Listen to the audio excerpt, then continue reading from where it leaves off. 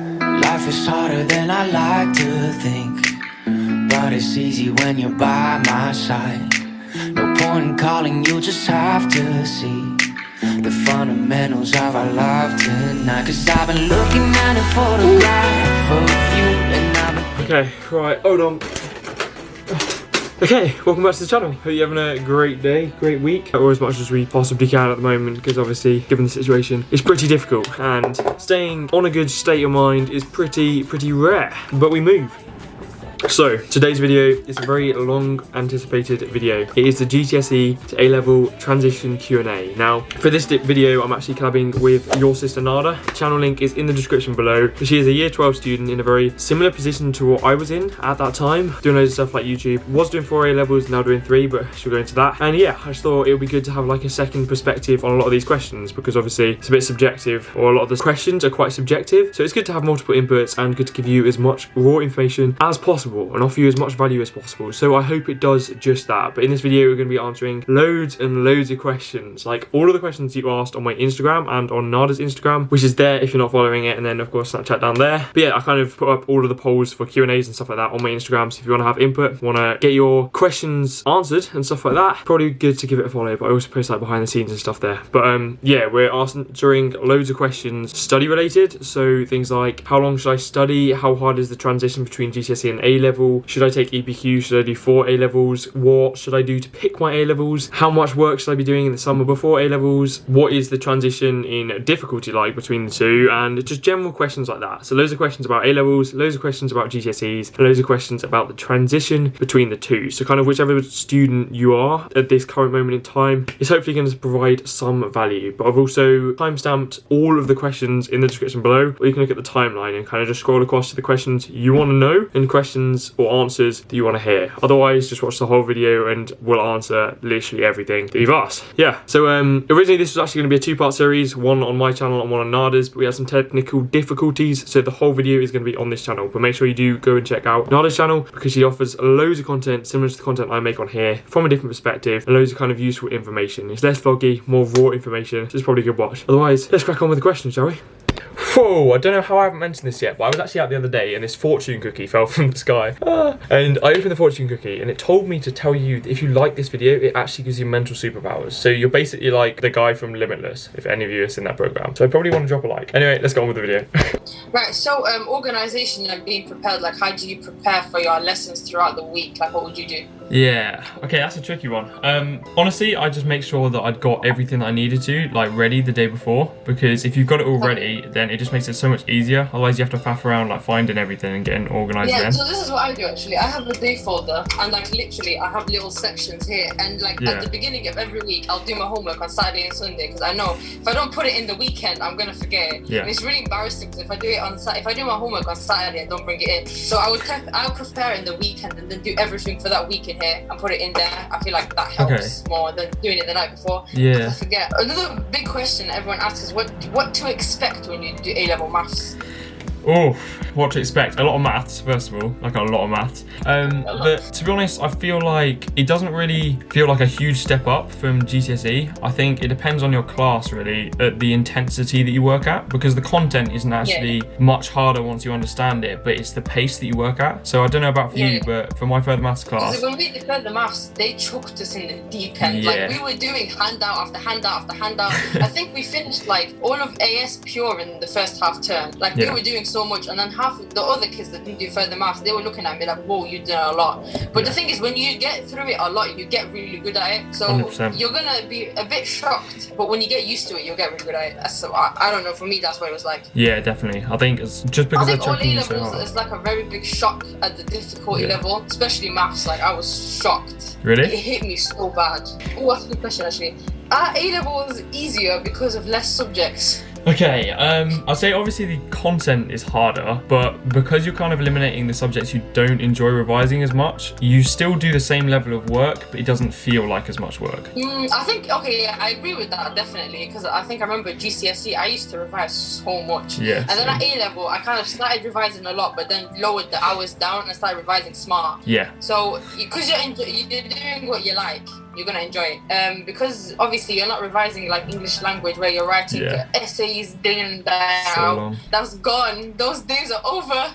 But yeah, once the subject that you like, you will enjoy the revision method for it. Well, you won't enjoy revising, but it will be easier for you to revise, definitely. And you won't, the hours, you just have to be consistent with the hours. Don't revise 6 hours a day because you're not going to be able to do that. It's a lot. I'll tell you, it's a lot. Facts. How do you revise for A-level maths and further maths? Oh, okay, so this is probably my least confident way of revising, but it still seems to work. So we're on integral. I don't know if you use integral. It's kind of like I've heard of my teacher steals questions from there, so I know. Yeah. I've done their questions a lot. So basically it's just an online resource and it gives you like condensed notes and then there's questions. So what I do is after we've done a topic, I'll read through all of those notes, make cue cards on kind of the key ideas, and then just do loads of questions on it. And that's pretty much how Okay, no, for us, we actually get given everything. So we get given online textbooks for free. They're the Pearson textbooks. They're really good. And then we get given handouts that have all the information we need on them, and then worked examples that we go through in class. And then there are so many questions that are booklets. And then I basically do all of them.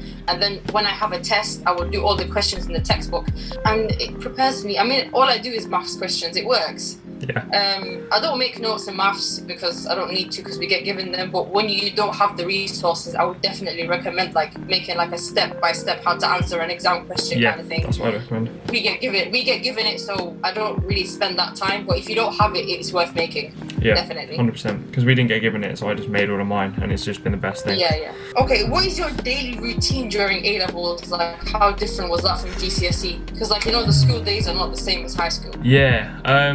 So obviously with COVID it's different because at the moment it's all at home, but it means that all of my lessons are at the start of the day, so I've got loads more time in the evening, so I can like balance everything a lot easier, like working out and stuff. But then when we were actually at school or at sixth form, we had like a lot of free time between periods, so that was really good because it meant I can just do all of my revision at school and get it done before I went home, because when you're at home it's just a lot harder to focus for long periods. It's so exhausting by the time you get home. It's like literally I will fall asleep. 100%. Don't fall asleep, but I was exhausted. Like there's no way I could study at home. Nah. So yeah, that's just been like a lifesaver, I think, for A-levels. Me, it's actually the opposite. For me, I'm actually quite lucky at that because most colleges, you don't get full days. You get usually half days. I come in the afternoon. Most of my days, my timetable is scheduled in the afternoon. Most of my days, some of my lessons are are morning lessons.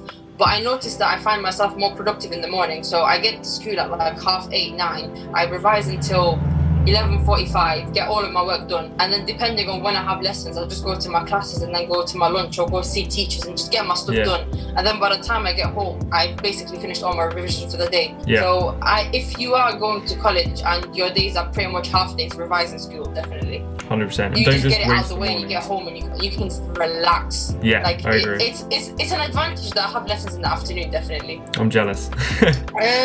Does your revision style change? No, mine is kind of pretty rigid because I feel like changing revision styles is a lot of hassle. So once I've got something that works, I just stick to it and I go all in, because otherwise you just spend too much time like questioning it and trying to find better ones, when actually spending all of that time trying to find different routines, you could just be used revising, if you know what I mean. So maybe I didn't change it that much. I'd say in high school I definitely did my past papers. Like I recommend it to everyone, like you have to do your past papers. 100%. But I'd say I made less notes in college, definitely. I just focused on memorizing more. Notes, like I make no notes at all. Really? I just memorize my textbook and any handouts I get, and I make definition flashcards. They're the best thing ever.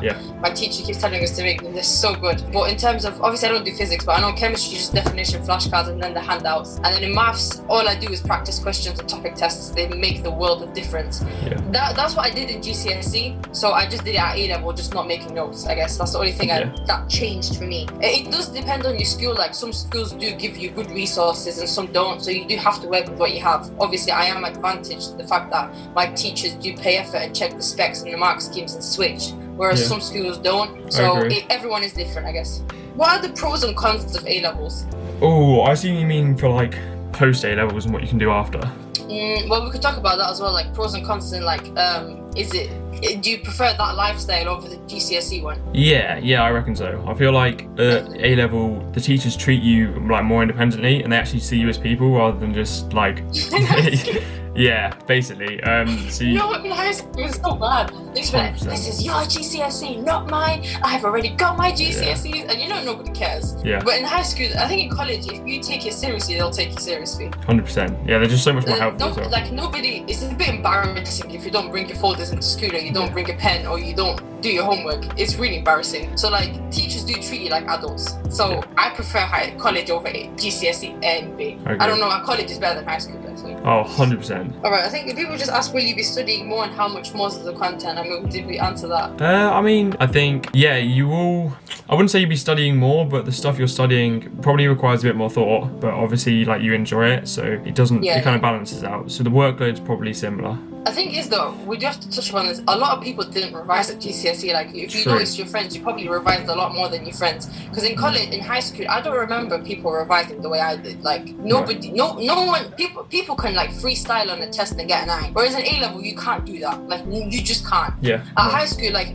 I used to see people not revising and getting 9s in maths. At A-level, you simply cannot do that. No, so for people who didn't revise as much as they should have been in high school, or just didn't revise really, you're gonna be hit a bit at A-level, but you'll get used to it. I think, yeah, that's a very good point, because obviously at GCSE we revised loads, so we were used to the workload. If you haven't, then that's going to come as a shock, because at A-level you really do need to work from the start. If you leave it all to the end, you're not going to do well. You can't freestyle on a test. No, you can't. At GCSE, most of it, or like a lot of it, could be common sense and you can kind of work it out, but now you really need to know everything to be able to do well. Extracurricular. What is good for like applying to unis, or what could you do like in things? Okay, that's tricky. So I kind of just tried to do as much as I possibly could to begin with. So I was doing everything from like work experience, volunteering, trying to do online courses and like working out and all of that. But at the end of the day, you just got to pick a couple of things you're really passionate about and just run with that. So for me, obviously that's like working out, and I love that and I push forward with that. And then something maybe tailored more towards your subject, or showing that you have an interest in academics. So for example, these YouTube channels, these are really good because it shows we're interested in helping people and in the academic side. Yeah, did you put your YouTube on your personal statement? I did, yeah. Oh, okay. Yeah. Okay, so for me, I'm like the queen of extracurricular. I literally apply for anything. My teachers email to me. So I do something called Oxnet, Cambridge HE+. And the thing is though, don't worry about the fact that there's a pandemic, because most of these like online summer school programs are all gonna move online. So all of these things like Duke of Edinburgh, you can do all of these activities at home. Like if you want to do volunteering, you can volunteer to teach someone on a Zoom call. Like there are so many things you can do. So for example, I'm gonna volunteer to teach my friend who's resitting GCSE maths for my Duke of Edinburgh. So you can basically switch everything online if you need a volunteering. I do Duke of Edinburgh, Cambridge HE+, Oxnet. I do loads of like Mind Valley courses. I do work out as well. Just things you enjoy, honestly. I'm gonna start learning how to trade soon as well. And then I do my own like I'm gonna start learning how to trade soon. And then I've got an online tuition business as well. Yeah, I guess on my YouTube, like just do things you enjoy, honestly. I do cook a lot and just things I like, I guess. Yeah, just tracking as much as possible. What did you wish you knew?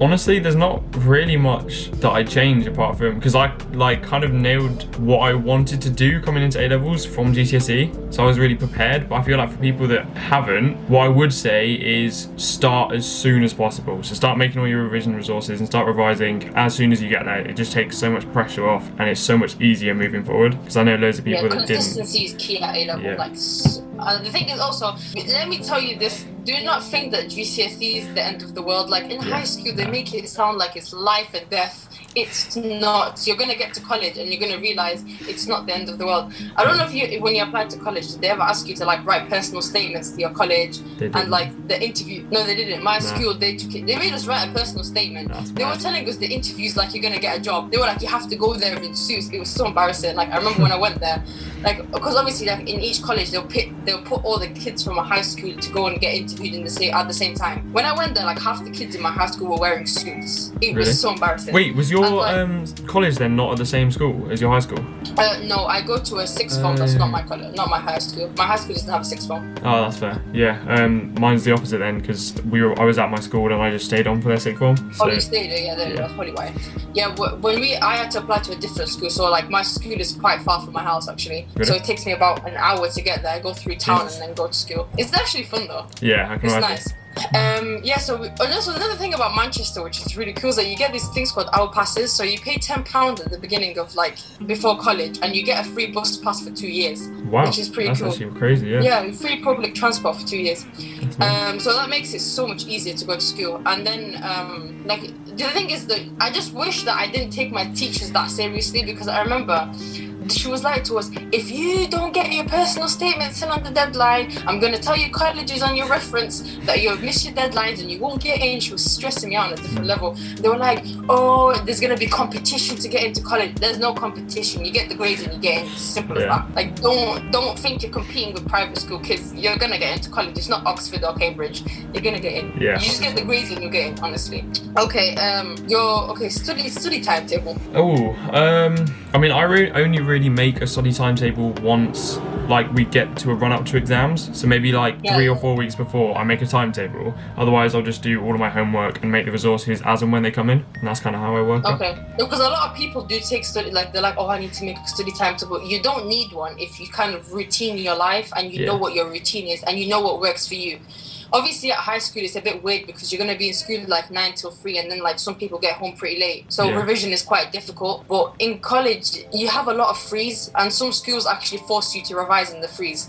So I remember I was messaging someone who said to me, like, my school make us revise in the freeze. Whereas my school, like, they're quite flexible. They let you off. If you revise in your freeze and then you go home and you chill, that's the best thing ever. Like, honestly, if you routine your life, it's the best thing ever. You don't need a timetable. I think it's good to have structure when you come up to exams because you know you're covering everything. But other than that, like, you just be consistent with your routine. Okay, advice for making friends. I don't know if it was different for you because you did say you stayed in the same high school. Yeah, to be honest, we kind of we developed our group over GCSEs anyway, so coming into sixth form, we kind of had the same friendship group. But then I feel like in college or in sixth form, it's much more connected. Like, I feel closer to everyone than in high school, if you know what I mean. Well, for me it was different. My school is massive. So basically my high school, not like I'd say there was about 250 of us in that year group. Like, I think most high schools are like that. Only 50 of us went to the sixth form that I go to now. My sixth form has 1,500 people in our year group, so it's massive. That's crazy. Like, I was overwhelmed. It's massive. Like, my school is big. I think in year 12 there's about 1,500 of us, and then in year 13 there's 1,000 of them. It's a big school. Like, you're gonna be overwhelmed. Best way, honestly, I'll tell you, just be nice to people. Don't expect to make friends straight away. Like, for me, I think the first few weeks of college I was like on my own quite a lot, and it's really weird because I wasn't friends with that many people from high school. But you'll become friends with someone, and then you'll make friends through friends of friends, and then honestly, like, you know, in the study centers and the libraries, I make a new friend every single day. Like, honestly, you will make friends with people like you. Also, like, don't expect things of people. So, like, when you make a friend, don't expect them to be obsessed and they're gonna go to you all the time and they're gonna want to be around you 24/7, because the reality is sometimes you don't want to be friends with someone all the time. So don't expect too much of people, especially, I don't know, just don't expect too much of people. Just be yourself and you will make friends. It's not that hard, honestly. It was difficult at first because I know a lot of people who like didn't know anyone, but when you fit in and you enjoy it, honestly, it's like the best thing ever. And people are nice, honestly. And what I love about college is like you can dress and you can be yourself. Because in high school, you always had that pressure to like look a certain way, whereas in college, everyone's just mature and you can just be yourself. So I don't know. That's what I love about college, to be fair. I think ours is very different because there's only about 90 people in my year group, so it's really tight. Yeah, it is nothing. It's nothing. But I quite like it because it gives it more kind of like a personal vibe, and you kind of know everyone wherever you go. Yeah. The teachers, are they supportive? Because in high school, they tell you that your teachers don't care about you in college. Yeah, mine are really supportive. Like, they'll always be doing stuff to try and help you and try and get you the best grade. Yeah. Okay, in my school, they're so supportive. Like, honestly, I remember they used to they have drop-in sessions at lunchtimes. You can email them questions and they'll get back to you as soon as possible. If you take the A-level seriously, they will take you seriously. It's as simple as that. If you give the teacher respect, they'll respect you back. If you pay the effort and you're willing to pay the effort, your teachers can see that, so they will help you. Like, the teachers don't have personal issues against you. It's not high school. Like, you know, we all had that teacher we hated in high school. It's not there in college. Like, you will find that annoying teacher that shouts a bit in college, but it's not a personal issue. That's just how they are. For example, my chemistry teacher, her. She shouts quite a bit, I'm not gonna lie, but I do like her. She's quite like a firm but fair woman. So I got used to her. I'm not gonna lie to you. She's a really good teacher. She helps me out whenever I need help. You just learn that it's not a personal issue, and if you respect, they respect you. It's as simple as that. Alright, okay, mental health in college. Like, a lot of people think it goes down. I don't know. To be honest, I think it depends on your friendship group. Like with my group, we're always like going out and having parties and stuff like that. So that kind of breaks it all down and just makes all of that work easier. Obviously, at the moment in lockdown, you can't do that, so it's more prone to negative mental health. But overall, as long as you surround yourself with like people that you like, positive people, then your mental health should be fine. Yeah. Okay, for me, I'm not gonna lie, at the start, because I struggled to make friends, I felt quite lonely at the start. It was really difficult. Like, I used to break down midway through the class and I used to walk out. It was really hard. But when I settled into college and I found a routine that I liked and I made really good friends, and I also like, don't make friends with people that are just not you. If you want to change yourself and you want to be that person who's like, I'm not gonna gossip, I'm gonna be a better person, I have a high success drive, you will attract people like that. Just don't be friends with people that put you down or judge you. You don't get that much in college like that anyway. People are quite mature. Like, honestly, people do not judge you in college. But in lockdown, I think my mental health went down and then back up. I was a lot better after a bit. I think it was because I started posting a lot more on social media, speaking to more people. So like, I have a private story on Snap, which I think I'll add you to. You'll love it. Honestly, like, I speak to my friends so much on there. We have a laugh. I post memes. I'll sit down and just go on a rant for like half an hour. Honestly, it's just fun. It's just jokes. Like, honestly, just speak to your friends as much as possible. Check up on each other. It makes such a huge difference. And also showing each other that you care. Like, you keep that strong bond going. If you do get a lockdown next year, I would definitely say to you, like, FaceTime your friends as much as possible.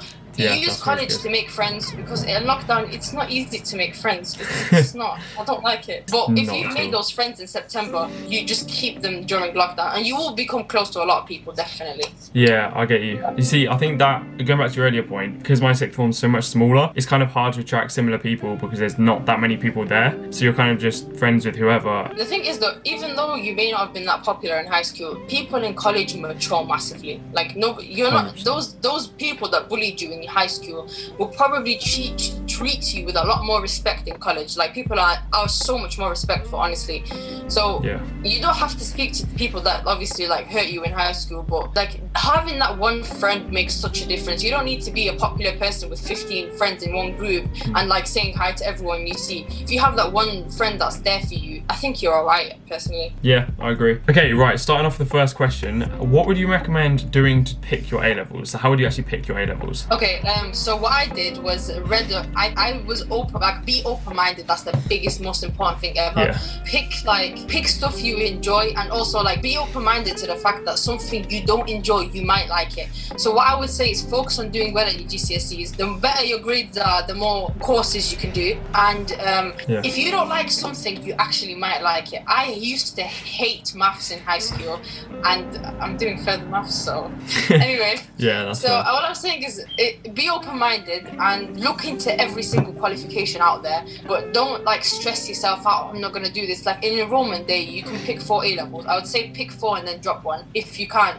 handle 4. Start with 4 and drop 1. So I'd say pick like a range of subjects, and then also I think you have like 6 weeks to swap around. That kind of gives you a good taste of what kind of subjects are. Also, obviously because of COVID, it's a bit weird, but we used to have like taster days in colleges where you can try different subjects out. So just try a range of things out and just see what you like. Also, don't pick something based off like, oh, I need it for a career, if you don't like that subject, because if you don't like something, you're likely not gonna enjoy the career. So I might tell you, reconsider that career. I just want to build on that a little bit. I think for me and how I pick my A-levels, I just picked all of my A-levels based on, like you said, subjects you really enjoy, but also the subjects that keep your options open. So I was interested in a few different things. So I picked chemistry to keep me open for medicine, physics to keep me open for engineering, and then maths for all of like the finance and business side. So if you have kind of a few careers in mind that you may want to pursue, even if one of them's the strongest, pick A-levels that allow you to keep all of those doors open, because you don't want to be closing any off at that early stage, because then you're just wasting time. So that's the main thing. But for me, it was slightly different, because I kind of like, while I was in high school, I was kind of opening my mind to like different things. So like, one time I was like, okay, let me see how I feel about medicine. Then I realized, okay, this is not for me. Like, I looked into it and I was like, what's in this degree? It's not for me. And then I was looking into biochemistry, and I was looking into like social sciences and stuff like that. Obviously, I came to the realization by the end of GCSEs that I was like, I think I want to do a chemistry degree. That this is the only thing that appears to me really interesting. And I looked into it more and more and more. That's why, obviously, by the time I got to A-level, I did physics to open the option of engineering, and then tried it and realized it's not for me. And then now I've kind of like closed the other doors off, and I was like, I want to do chemistry. For me, because I'm not doing a degree to work with it, I'm doing it because I enjoy researching this, because I know I am going to be like a working from home kind of mum when I'm older. That's what I want to do. So I'm not in it to like get a career out of it necessarily. Like, I could in the short term, but I don't want to be living in the 9-to-5 lifestyle. That's not really what I want to do. So it's about what you think about, what you would want to get out of it. Yeah, no, I agree. But building on that as well, I feel like obviously you were quite switched on at GCSE, and like you researched all of those opportunities, so you kind of knew what was available. You don't have to be switched on at GCSE. You really don't. Yeah, but that's what I mean. Like, if you don't know of the opportunities out there, when you're coming to picking your choices, I just have like a vague look, make sure that you keep those options open, unless you've completely ruled any out. Okay, transitioning to A-level, did you find that the workload stepped up a lot, or did you find it was kind of a similar level to GCSEs? No, it was so much harder, especially doing further maths. Like, I remember they chucked us in the deep end. And the thing is, because we hadn't done maths for like 6 months, I was struggling with completing the square. Like, I don't even know what was going on. I was just struggling so much. But the thing is, though, it will be hard when you start. For me, chemistry was really easy when I started, but maths was really difficult. I don't know why. It was just that. Physics was okay. I found physics pretty easy, but I didn't enjoy it. It will be definitely hard if you weren't perfect at GCSE. Even if you were good at GCSE, it's hard. It's hard. And doing further maths, like, I remember what they did was we started the basics, and then like on the 3rd week, they gave us a further maths topic, which was on like complex roots of polynomials. Half the class dropped out because it was that hard. It was really hard. But once you pay the effort and put work in to understand it, you will get it. Like, I remember that lesson. I did the complex roots of polynomials. I was like, I'm dropping out of school and getting married. No, I'm not doing it. And then when I did a test on complex roots of polynomials, I got full marks. So honestly, it's about putting the work in. It's hard, but you'll get there. I kind of want to offer the like alternate side to that, because I didn't find for me that it was like a hugely significant step up. I made sure I was confident on all of the GCSE topics for the subjects I wanted to study, because the A-level at the end of the day, it just builds on those GCSE topics. So as long as you're confident in that, you have a good attitude towards learning, so you're paying attention in the lessons, and you know you need to pay attention in class. Yeah, 100%. Definitely. But then as well, as long as you know how you're going to revise and how you're going to consolidate all of that knowledge from the get-go, like making cue cards or doing practice papers and stuff like that, it shouldn't be a huge step up. Obviously, if you haven't done much work at GCSE, it is going to be a big step up. If you're used to revising a fair bit, then it's not going to be a dramatic change, I don't think. But obviously, the content's harder. Yeah. But The thing is, I only kind of consolidated my chemistry GCSE knowledge. I did a bit of physics, but not that much. I was naturally quite good at physics in high school, so it wasn't that difficult. Maths was difficult. Like, I was quite iffy about it at GCSE as well, so it took me a while to like get to where I am now. Okay, that leads perfectly into the next question then. What would you recommend doing the summer before your A-levels to kind of transition into A-levels from GCSE? Okay, don't teach yourself chemistry A-level. Please don't. Like, honestly, if you're transitioning from A-level to GCSE, don't expect yourself to like know the whole A-level when you start. Like, honestly, this summer you need to like relax, learn new things, learn to, I don't know, like trade, investments, skills, like, I don't know, copywriting. There's so many things you can learn out there. Like, there are so many of these like online courses. If you just open your mind to them, you'll get. And also, like, don't be scared to invest in certain courses. Like, some courses are quite expensive, but if you're willing to invest, you're going to be willing to put the time in. Like, I invested into Mind Valley. It is probably the best thing I've ever done in my life, so I would definitely recommend doing it. Just like you do a lot of working out. I do the same thing as well.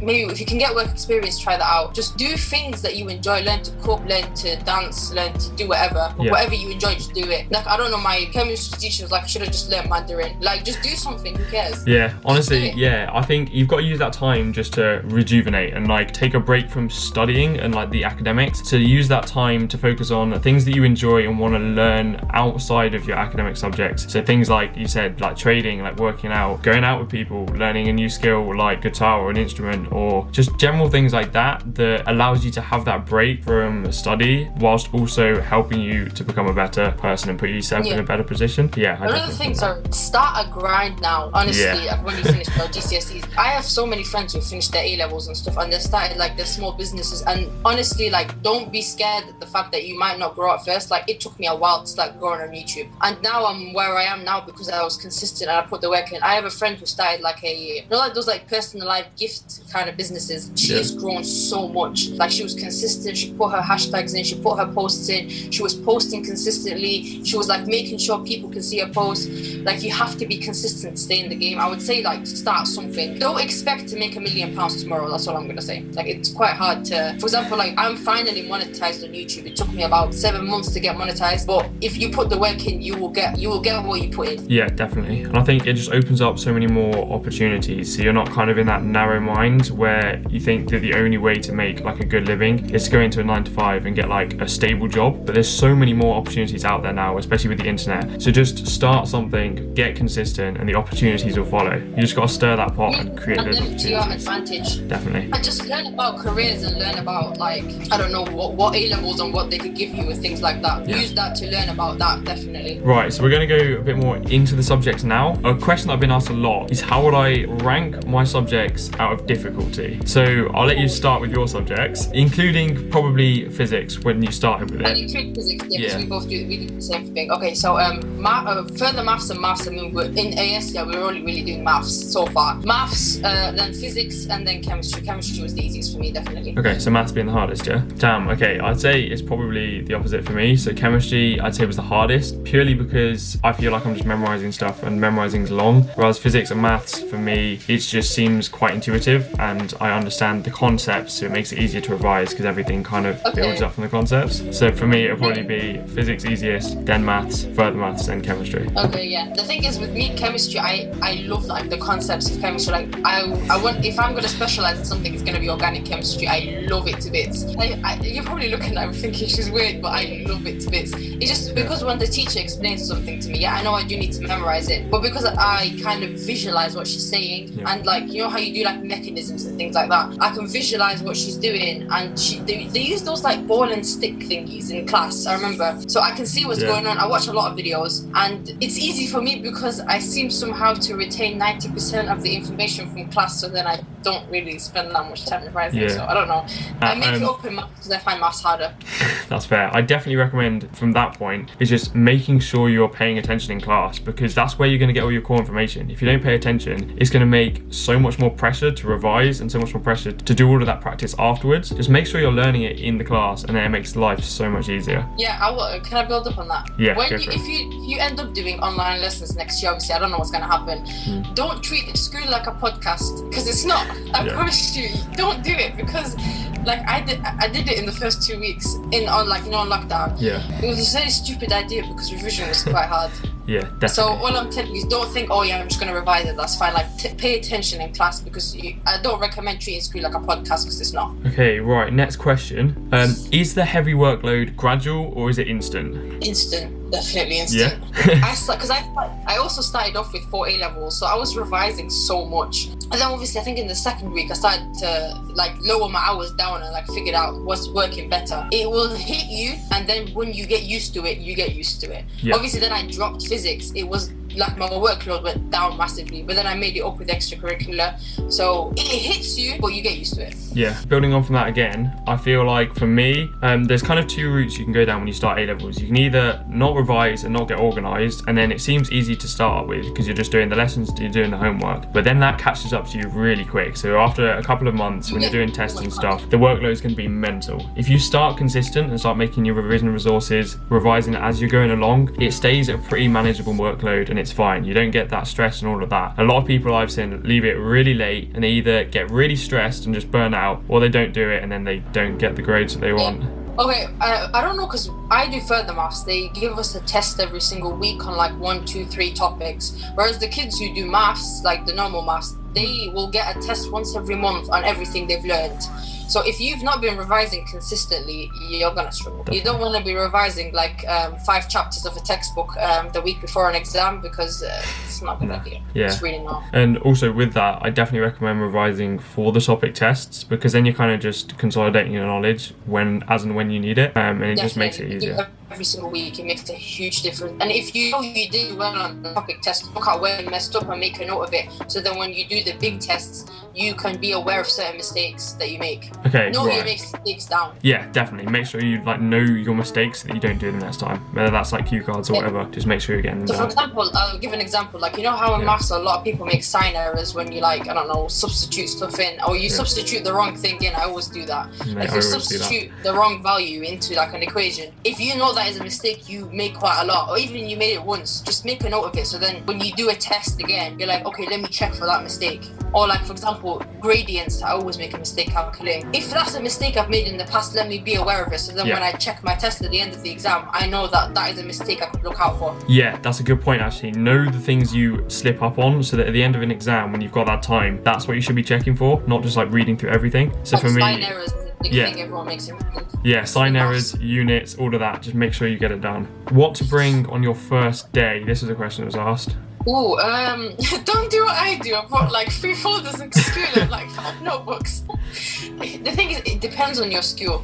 Obviously, I bought like 500 folders and like so many notebooks for college, and then they gave it all to us. Like they gave us notebooks, they gave us booklets, they gave us folders. Yeah. I would say I bring a day folder to school every day, so it looks like this. And it has everything I need for each subject, so like general, maths, chemistry, and then revision stuff for like when I revise in the library. I don't bring notebooks to school just because I don't make notes, and all the booklets we get from school are in those little thingies, and then I have like a textbook if I need it. That's all I bring to school. And then like in terms of stationery, at maths A-level, you don't need like that little geometry kit that you had at GCSE. You don't need it. You just need a calculator, a pen, and a pencil, and a ruler. Yeah. That's it. Okay, yeah, I think for our school, they didn't actually give us like the books and stuff, so I'd recommend just getting a notepad, getting maybe a day folder, pencil case, and calculator. That's it. And if you do maths A-level, you've probably seen one of these. Yeah, hold on, let me get mine out. Gadget. There it You is. gotta bring yours out.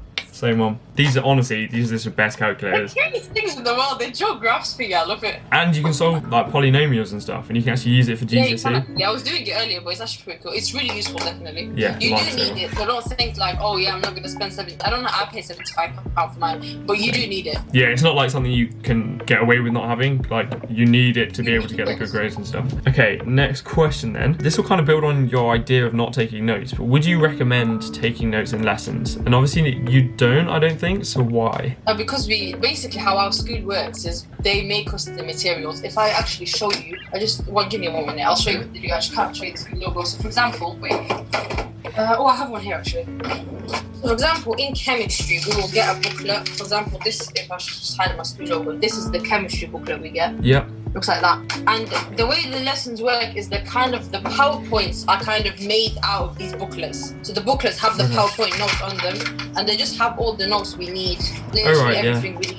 We don't make notes throughout the class because the teachers give us the notes and they are quite exam specific, like the exam board specific notes. So what the teachers do in my school is every single year they will go through the mark schemes and change some words up. And I've noticed that if I memorize this mark scheme, I'll get 4 marks. Literally, this handout, I'll get 4 marks. So we just listen to the teachers, we do questions in the class. It's quite an interactive lesson. Yeah. We kind of learn a lot from there. So they give us the resources. It's different for kids who do social sciences. I think my friend who does history said she makes notes in class, whereas maths lessons, we just work with the teacher and like answer the questions with the teacher in the handouts. Like we have worked examples. Yeah. So we're copying notes from the teacher. But in chemistry, we'll answer questions along with the teacher. So for example, like we fill in definitions here, but we don't like copy notes from the slides. They're already given to us. So it's more of like an interactive lesson where we answer questions. I do it slightly differently because we get similar things to that, but they're not super in depth. So what I do is I'll note down the key points, I'll highlight the key points, and then give a few example questions for that. So I won't write down everything that they give us. I'll write down what I think is key because that helps me to consolidate and helps me to almost condense it as it's coming in to like learn it better. And then I just kind of go over those and make cue cards and things on that for revision. Okay. The thing is as well with A-level, if you are willing to invest in a decent textbook, I would say stuff like the CGP books that are like one the is fat a 40 brilliant ones. one. If you want to invest, I would say invest in CGP books. They are so good for science. I don't do biology and physics, but I know chemistry. These books are so good. Like they have everything you need. They're not like the GCSE ones that like have nothing in them. They're really good, these ones. So they have everything you need. So if you don't want to take notes and you want to just memorize, I would definitely recommend just getting the CGP one. Yeah, honestly, I've got the Make same sure one it's as you. right, I've got the same one, but I've got the revision guide instead, and I find that covers literally everything, and it's really condensed. If it works for you, then that's perfect. Honestly, if it works, it works. Yeah, so overall, I think it kind of depends on whether you want to take notes or not. It's going to be helpful if you don't have that information like accessible, but if you've got the information, it's not like essential to take notes. Yeah. Also, one more point. Some of my friends in my lessons do take notes. Like, I do see it, but the thing is, for me, I know that I tend to, when I understand something and visualize it, I don't know, for me, chemistry, I retain the information so fast. Like, I don't know what it is, but I have superpowers when it comes to chemistry. Like, I will leave the class and 90% of the information's in my head. And if I didn't understand something, I'll watch videos on it and I'm sorted. That's it. Yeah. And then obviously, like, I will, every 2 weeks, I do, like, I take all the booklets and the textbooks and I review all of them and then pull out the areas that I forget, and then that's fine. And then over the weeks, I just do past papers. So that's fair. Don't make notes, that's why. Okay, right. Next question then. How many hours do you recommend revising a day? That includes things like homework and stuff. Oh, okay. So my routine's quite different to other people. I revise 5 to 6 days a week. Some days I don't revise. Friday I don't revise. Saturday I try not to revise. Sunday to Thursday I revise. I do between 2 to 3 hours, and sometimes I push it to 4 if I really need it, but I don't usually exceed 3 hours. 3 hours is max. Saturdays, I use them just to do my homeworks. I do all of my homework on Saturday. It doesn't take me that long. Maths homework takes me about an hour and a half. Chemistry homework takes like 50 minutes. And then we get loads of online homeworks because of lockdown. It's so annoying. But they take like 10 minutes as well. They're like those annoying Seneca tasks that we have to do. And then I think that's it. I think mine differs quite a lot from that because I kind of do it, I don't really do it based on time. I do it based on how much I need to get done. So because my method of revising is a bit different to yours, whereas I make cue cards, I'll set myself the task of finishing X amount of cue cards or this topic worth of cue cards, and however long that takes, I'll just get it done. But other than that, I might say, okay, I'll revise in the mornings, I'll do 2 hours, and then if I need to do more or if I want to do more in the evening, I'll do it. Otherwise, I won't like force myself to do more because I haven't made up that time, if you know what I mean. So it varies quite a lot. Pretty much, yeah. The thing is also do be aware of the fact that like making those notes does consume time as well. So the time adds up. Yeah, definitely. But it's not like hugely draining and it is balanced. Oh, it is easily manageable. Right. You don't like 50 flashcards in one day and you should be fine. Yeah. If you're consistent, it shouldn't take you that long. I'm pretty sure it didn't take me that long, to be fair. No. When I used to make them for a bit. Yeah, it doesn't take too long, to be fair. Plus, it's more kind of enjoyable than just mindlessly reading through stuff. To be honest, if you're like females love to make aesthetic looking notes. Like if I show you, for example, one of my, I think this is chemistry notebook. But yeah, if I show you like a chemistry notebook I have, like this is what girls do. Yeah. Honestly, I've got someone that writes exactly the same as you. That's actually funny. I've never used this in my life, like at all. I just made this once, I think, in the Christmas holiday. I just wanted that nice looking page there. Yeah. But don't make this like, this is not your revision. This is just like, I do this from memory out of blurting, just for the sake of it, really. Next question then is further maths. Should you take it, or do you think you should take it? If you like maths, yes. Yeah. The thing is, I would say if you're not 100% sure, pick it as your 4th option, and if you don't like it, drop it. That's the advice I give to anyone. That's what most people did, I think. Honestly, you've gotta absolutely love maths, and it can be quite draining, but I feel like it's one of those things where you're just practicing it so much that even if you find it difficult the whole time, you'll finish by like, so we've actually finished the course now and it's mid-February, so we've literally got like 3 months. Yeah. Wow. Yeah. We finished all of AS maths literally. We're 2/3 the way of the A-level. We finished AS maths and we're halfway through A2 now. Damn, it goes quick. Get through fast. 100%. Yeah, that's another good thing actually about further maths is if you're kind of questioning it, usually what happens is you just do the whole of the A-level maths course in the first year. So if you want to do it and fast track that A-level maths course, you can just drop further maths after the first year and then you've already finished the A-level. I was thinking, if you're going to do 4 A-levels, it's quite hard, I'm not going to lie to you, like doing 4 A-levels. But if you want to try that out, I would say maybe do like the 4 A-levels, so you do chemistry, physics, maths and further maths, and then drop further maths at the end of the year, and then basically in the year 13 you're pretty much chilling because you know everything.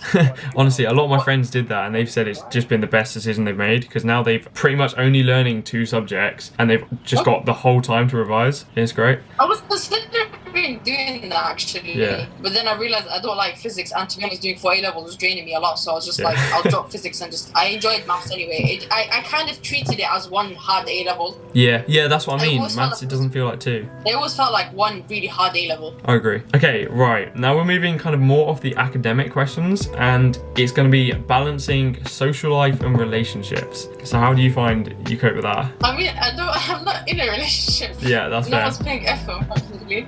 But if I was in a relationship, I would definitely say, like, you have to both put in the effort. Like, if someone's making excuses not to be with you, that's probably because they don't like you. I'm gonna say it straight. Like, I'm not gonna fabricate or lie or anything. Like, if they're making excuses, don't waste your time. Like, be straight up and put your intentions clear. Like, make them clear. If you don't want to do something in a relationship, just say no. And if something's making you uncomfortable, say no. If you don't like the relationship, say no. Like, whatever, you do what makes you feel comfortable. If you feel like this is just draining you, then it's not really good for you. I would just say, like, don't go into a relationship with ridiculously high expectations. The effort has to be put in both ways, and if you're both willing to put the effort in to make it work, then you will make it work. Yeah, 100%. So I'll take that further a bit now, because obviously I am in a relationship. I think a big thing that I've noticed with other people is they're trying to get into relationships at this point, and that's fine, that's great, but obviously that phase of trying to pursue a relationship takes up a lot of time, and it just distracts people. Now, I'd say that being in a relationship is great, because like it's good stress relief, and you kind of find that balance, and it's nice to have that person that you can always go to whenever you feel like low or whatever, or stressed out and things like that. So it's really good, and you have that kind of support from that, and obviously you have just great times with them. But I wouldn't necessarily actively pursue one if you're not already in one, say year 13. Just kind of, if it comes, great, otherwise just kind of enjoy yourself and do whatever. I would, for me as a person, like, I was always say to myself, I don't go into college with the intention to get into a relationship, but if it happens, it happens. Yeah, I think that's a good mindset to have, to be fair. But it is balanced. It is easy to manage having a relationship on top of everything else. Like, I do it pretty easily. You've kind of just got to accept that you're both going to be busy. So yeah, you're not obviously going to see each other every day. Sorry, I feel like a lot of people overcomplicate. They're like, oh, how do you balance? Like, you have to, if you both are willing to make it work, you can balance like both your lives out. You can balance your academia, you can balance whatever with the relationship. 100%. If you're both willing to make it work. If someone's making excuses, they don't like you. It's as simple as that. Yeah, definitely. Okay, yeah, I feel like, and then in terms of balancing social life, I'd say it's pretty manageable. And to be honest, again, it's similar to relationships. It kind of gives you that support network and those people to go to when you're questioning a lot of things, like when your mental health's low or when you're stressed about work and stuff. It just gives you that release. And as well, depending on kind of how close you are with that group, it's nice to be able to go out and live experiences outside of your academics to kind of distract you from it and give you that kind of balanced lifestyle. I don't know if that's the same with you. Yeah, so for me, I always like, I don't appear introverted, but I'm massively introverted. So I value my own time, like I value being on my own massively. So I'm like, I will hang out in a big group of girls, but for example, I'm not a girl's girl actually. I'm the type of girl who chills with the boys. Yeah.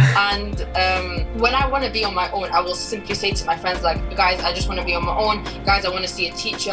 I just don't feel like speaking to anyone. Like, when you don't want to talk to someone, just simply say it straight. Yeah. Don't walk around and tread on eggshells with people. Like, set your intentions from the start. Like, if you want to be on your own, it's completely fine. Like, people are quite mature and they respect you for it. Yeah, definitely. I think just be confident in yourself and don't look for the approval of other people, because then it just makes having a social life kind of negative and it gives you those negative emotions. You just want to treat it like you're going to enjoy spending time with those people. So if you want to go spend time with them, great. If not, you don't have to. Don't expect people to, I don't know how to say this, lick your ass. Yeah, literally. Please, do not.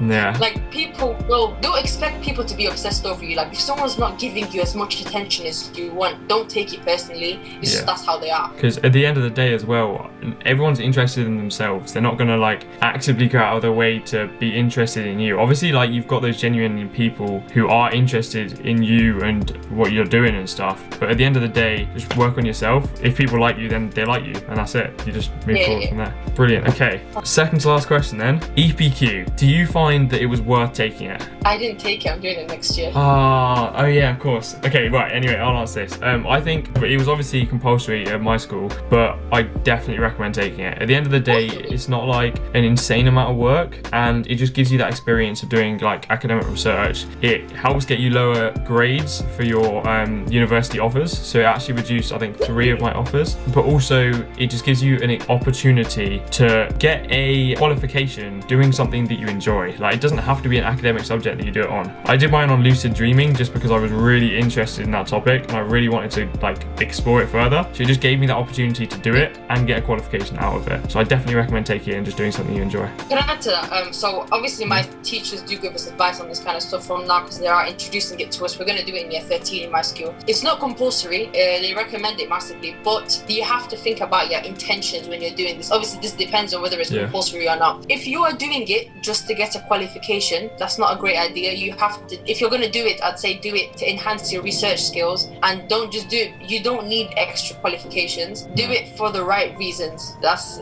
my advice. Yeah, I guess, yeah. I think that's the differences between it being compulsory and not compulsory. Summed up quite nicely. Okay, final one. Do you have any regrets for sixth form? And would you have done anything differently, do you reckon?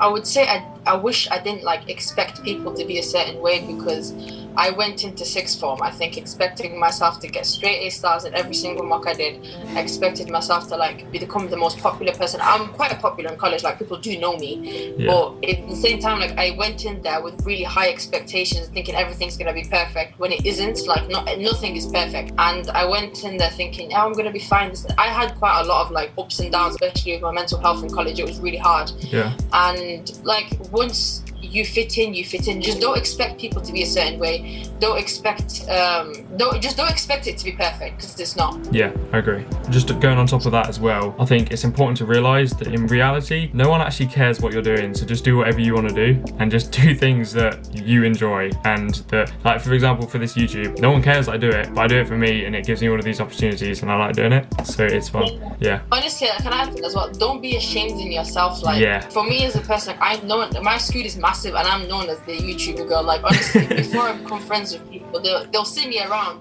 and they'll be like, oh, I recognize you, oh, you're the YouTuber. Yeah, people know who I am. But nobody is ashamed of it. Like nobody mocks me for doing YouTube, even though I thought people might. Reason being is because one, people are mature. Two, when you value yourself and you value your content, people will value it as well. 100%. If you're doubting yourself, then people are going to doubt you. So just like be confident in it and know that you're doing it because you like doing it. Honestly, and in college, like I don't know, some schools you do have to wear a uniform, but in my college you don't. We just get a lanyard with like the school stuff on it, and that's really it. If you want to dress a certain way, dress a certain way. Be yourself, because in high school, people are quite immature and you don't feel confident. I never felt as confident as I do now. Like now I can wear whatever I want and I can be myself. Yeah, I agree. I can hop on a fashion trend and I can wear different things, and I don't feel like I'm being judged, and I'm always being complimented because I'm happy in myself and the way I look and what I wear. Self-acceptance is a massive thing in college. Like you really need to accept the way you are. Definitely, that's a big part.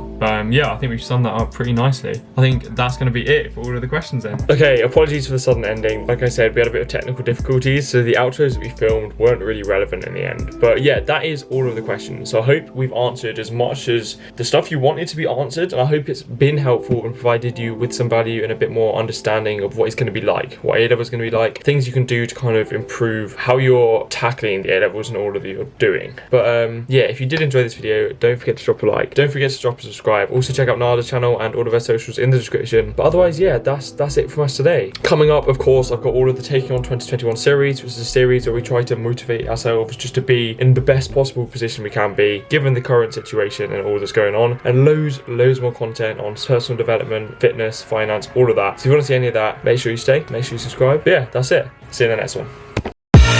I live inside my own world of make-believe.